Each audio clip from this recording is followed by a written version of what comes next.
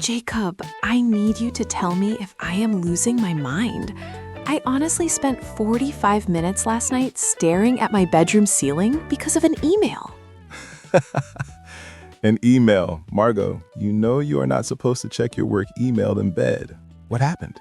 I know, but I sent an update to my manager, and at the end of the sentence, I used a smiley face emoji. Just a normal, polite smiley face.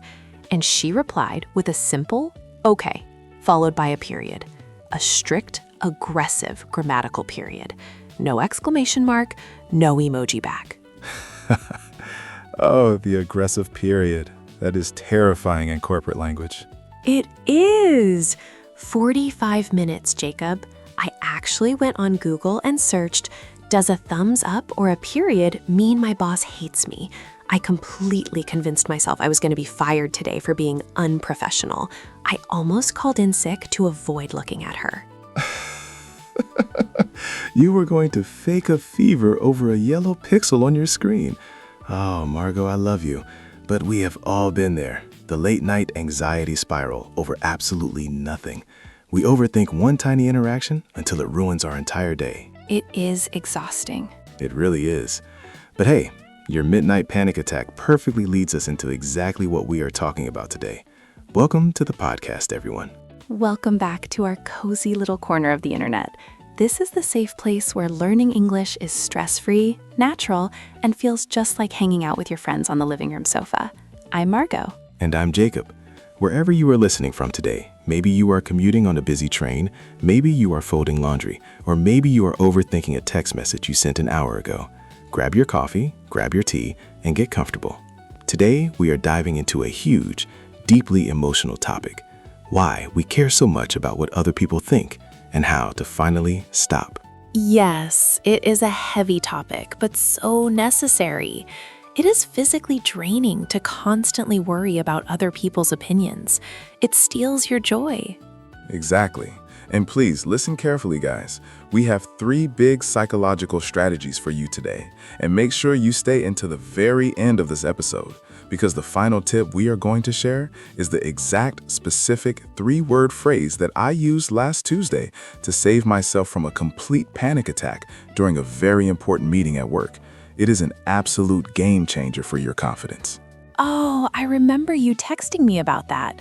I love that phrase so much. It really is a lifesaver, especially for language learners. But before we get to that secret phrase, we have a tiny, gentle favor to ask our wonderful listeners. Right. If you enjoyed taking a break with us, and if this podcast helps you feel a little less alone in your learning journey, please take just 1 second to click the like button right now. It tells the YouTube algorithm that we are doing a good job, and it helps other students find us. And don't forget to subscribe so we can keep making these videos for you. So Jacob, let's talk about that horrible, paralyzing feeling. Think about learning a language. How many times have you sat in a classroom or a Zoom meeting and you wanted to speak up? You had a great idea, but you stayed completely silent because you thought, what if my English sounds stupid? Oh, I have done that way too many times.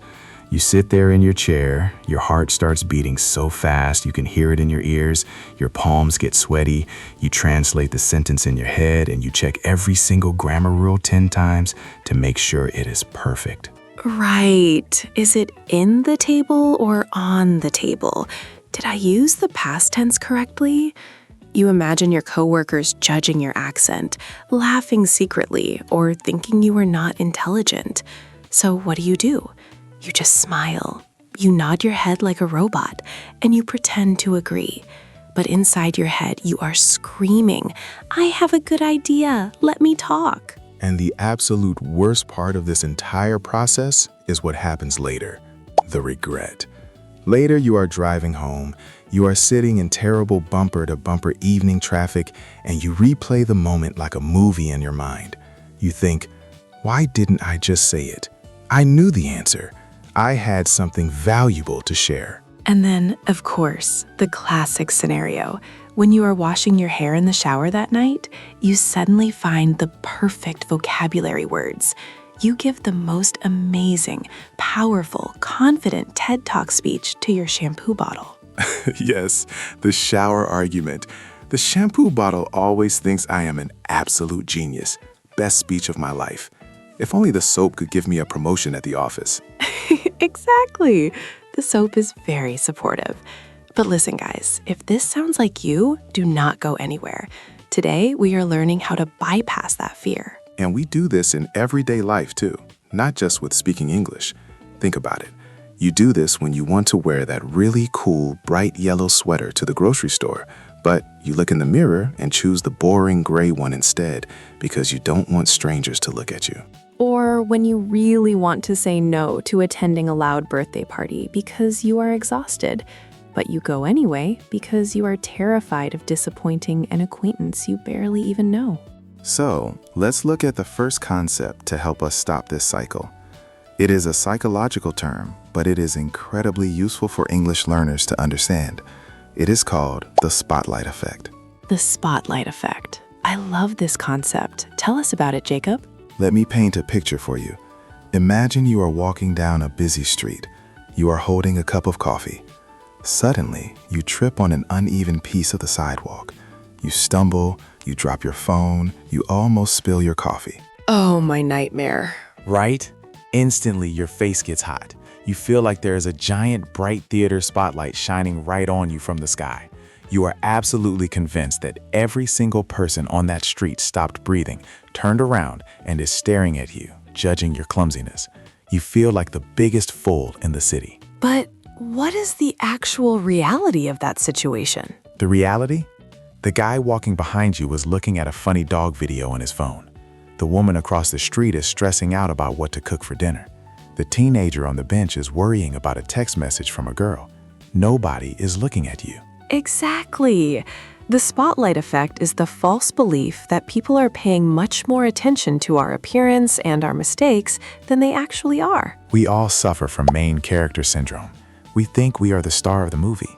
But the truth is, everyone else is the main character in their own movie. They are way too busy worrying about their own lines, their own clothes, and their own mistakes to notice yours. That is so profoundly true. And honestly, it is so relieving to realize that nobody actually cares. Okay, let's move to our first vocabulary phrase for today. This is an essential phrasal verb if you want to sound like a native speaker. Brush off. Brush off. B-R-U-S-H-O-F-F. Let's start with the literal meaning. If you're walking outside and you get some dust or maybe some dog hair on your black jacket, you use your hand to sweep it away quickly. You brush it off. But metaphorically, which is how we use it 90% of the time in conversation, it means to ignore something negative. It means you take a bad comment, an embarrassment, or a mistake, and you refuse to let it affect your mood.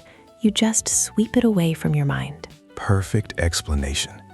For example, yesterday, I spilled a little drop of coffee on my white shirt right before I walked into the office. My coworker, who is always a little bit mean, made a sarcastic joke about it. He said, "Nice tie-dye shirt, Jacob." Ugh, I hate when people do that. So what did you do? In the past, I would have gotten super embarrassed. I would have crossed my arms and hidden in the bathroom all morning trying to wash it. But yesterday, I just brushed it off. I laughed, looked at the stain, and said, "Yeah, I'm starting a new summer fashion trend. You should try it." That is the perfect reaction. You brushed it off, you took his negativity, and you threw it in the trash. You didn't let it ruin your morning. For our listeners, you can use it in a sentence like this. She tried to brush off the rude comment from the customer at the store. Or, applying it to your English journey, when you make a small grammar mistake while speaking to a native speaker, don't apologize 10 times. Just brush it off and keep talking. The conversation is more important than the grammar. I love that so much. Just brush it off. Now, Jacob, let's talk about the final phrase, the big one, the open loop we promised at the beginning of the show, the lifesaver phrase. Yes, this is the phrase that literally saved me from having a full panic attack in the boardroom last week. The phrase is lean into. Lean into. Leanito.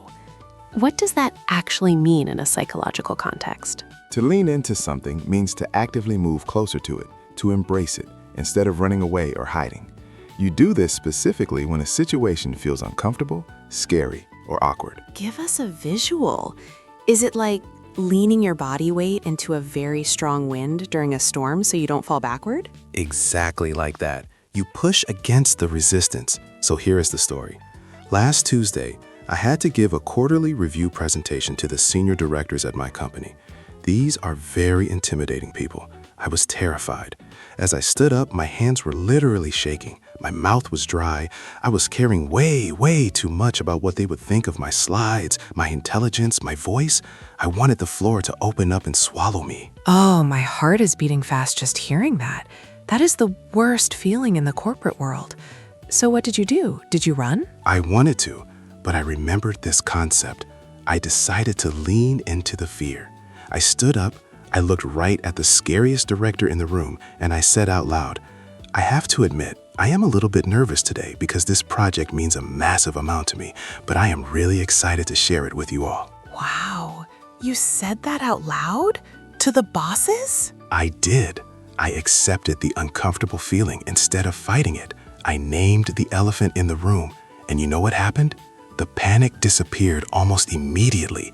The directors actually smiled and nodded. By leaning into the vulnerability, I took all the power away from the fear. I leaned into it, and I survived. That is so incredibly powerful, Jacob. You didn't escape. You stayed.